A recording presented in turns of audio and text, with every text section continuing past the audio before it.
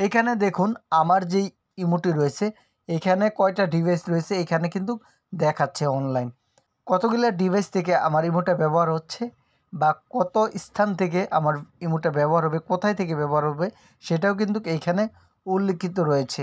এভাবে চাইলে কিন্তু আপনার ইমোটা কি হ্যাক হয়েছে কিনা বা আপনার ইমোটা অন্য কেউ ব্যবহার করে কিনা সেটা আপনি দেখে নিতে পারবেন। যদি আমার ভিডিও আপনাদের উপকার আসে আমার চ্যানেলটা সাবস্ক্রাইব করে দেবেন এবং ফেসবুক পেজটাকে ফলো দিয়ে রাখবেন। ইমোতে চলে আসার পর এখানে আপনারা প্রোফাইল দেখতে পাবেন। এই প্রোফাইলে আপনারা একটি ক্লিক করে দিবেন। ক্লিক করার পর এখানে আপনারা দেখতে পাবেন সিকিউরিটি অ্যান্ড প্রাইভেসি, এখানে আপনারা একটি ক্লিক করে দিবেন। ক্লিক করার পর এখানে নিচের দিকে চলে আসবেন।